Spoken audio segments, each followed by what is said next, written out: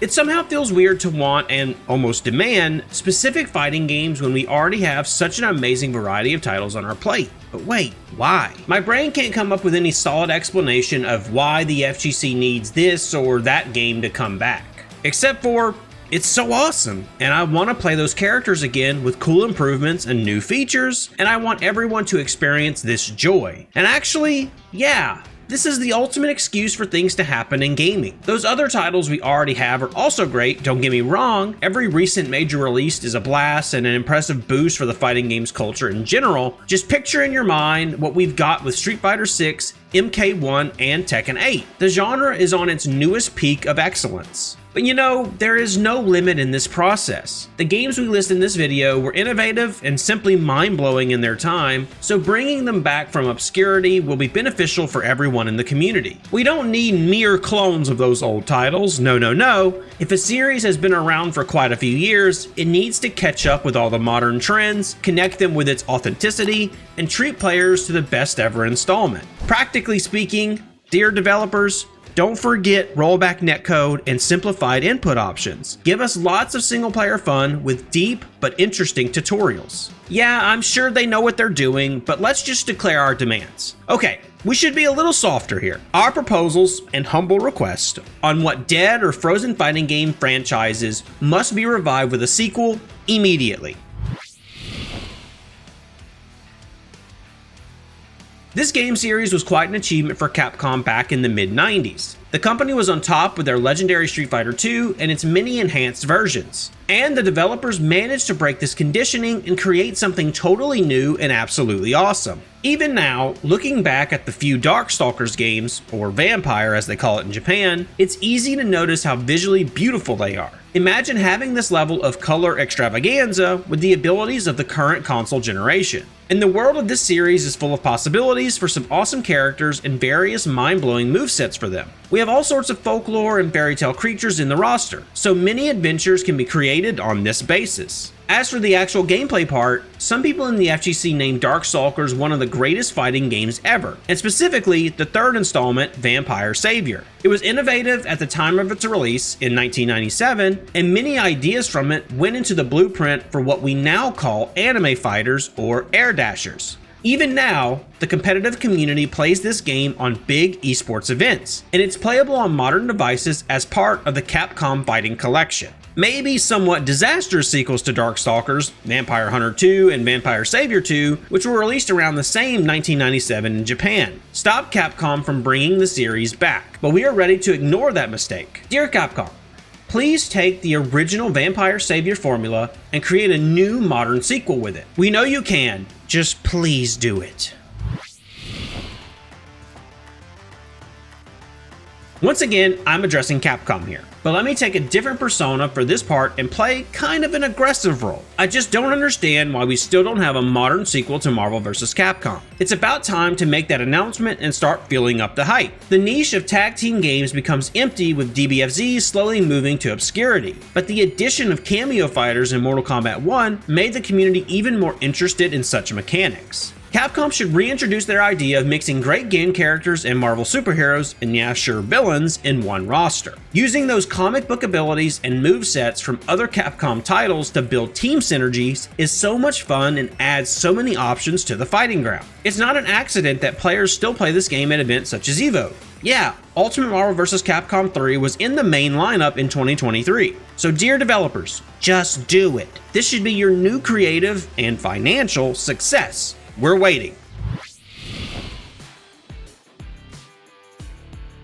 I'm about to enter dangerous territory and should be careful. Not because of the developers, but because of the community. I want to say that we may probably want to have something beyond Tekken in the area of 3D martial art based fighting games. It's not only about the Iron Fist in this subgenre, and Virtua Fighter certainly deserves taking the mission of bringing something new and interesting to it. Now, those comments are going to be read with, how dare you not praise Tekken? Guys, Tekken is brilliant. We all are enjoying Tekken 8, but hear me out. Virtua Fighter is different, and it will not be a substitute, but an addition. Sega re-released their Virtua Fighter 5, naming it Ultimate Showdown quite recently, but it is still an old game. We don't need an adaptation or a remake. It should be something really new. and Virtua Fighter deserves that. The series sticks to a realistic approach in the available fighting style, without devil forms and pandas. That gives a variety of opportunities to express yourself through martial arts, sure in the virtual world, and to build your undefeated reputation in esports. Sega is a good development company, and their return to being active fighting game creators is welcome and beneficial for everyone in the community.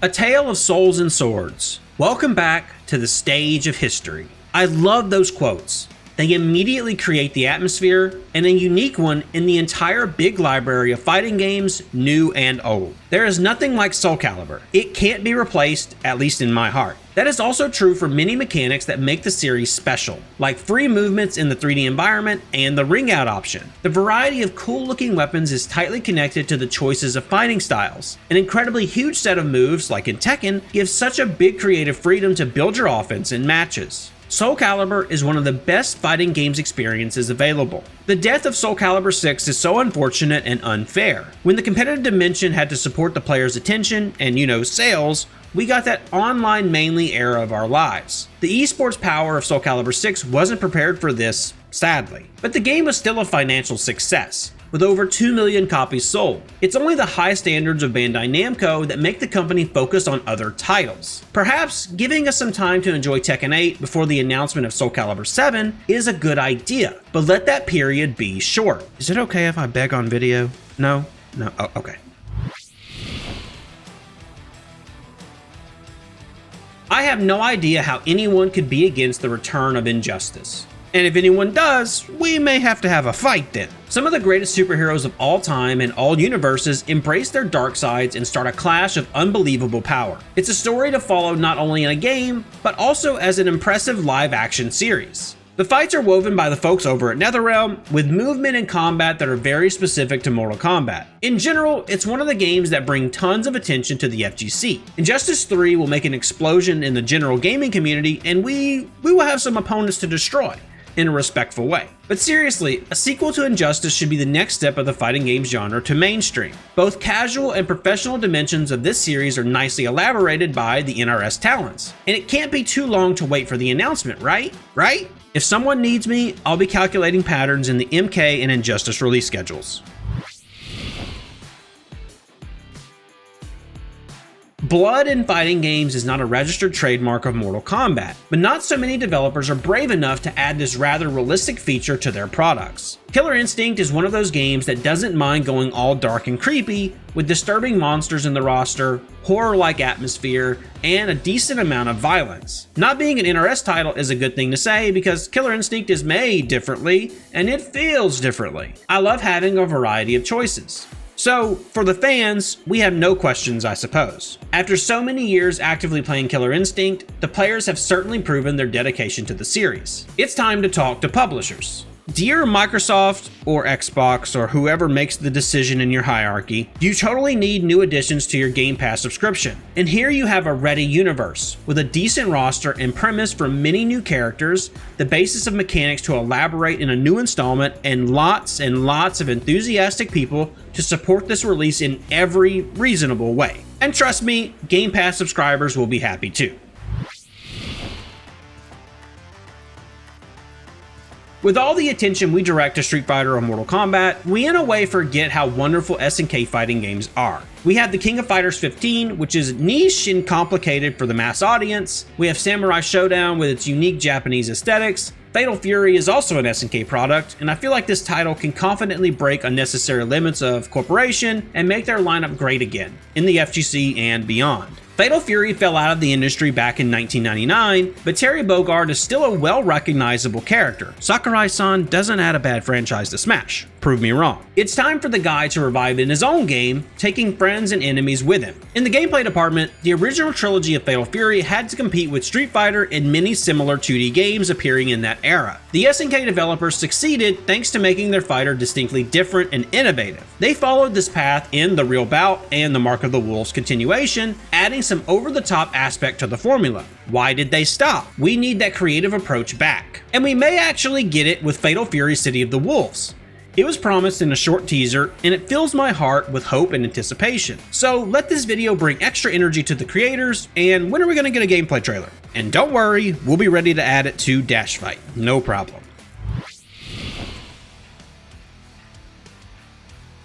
I totally love the feeling of delving into anime fighting games, trying to make sense of those interdimensional story twists, and being impressed by the weird depth of every single personality in the roster to unleash my hidden tendencies through those spectacular moves. Every game of this subgenre is unique and can't be replaced by something else. That's why, even with the current variety of titles from Guilty Gear Strive to UNI 2, I still want Arc System Works to release a new BlazBlue. The story, characters, movesets, everything is wonderful in that series, and it looks beautiful and feels very, very satisfying. In addition to that, it's a unique product of Arc System Works and in-house IP. Their experience with other franchises is precious, sure, but the creative design is shown by someone else, like with Granblue Versus or DNF Duel. When those guys do something with full freedom, we can expect a masterpiece of the next level. The cycle should eventually return to BlazBlue, but what do you think? How many seasons of Guilty Gear Strive will we have before a BlazBlue announcement? And let's stop here for today. Even just this list makes me overexcited, so I will need a break before reading comments with your suggestions on dead or frozen fighting games that should be revived. Thanks for watching, and we'll see you in the next one.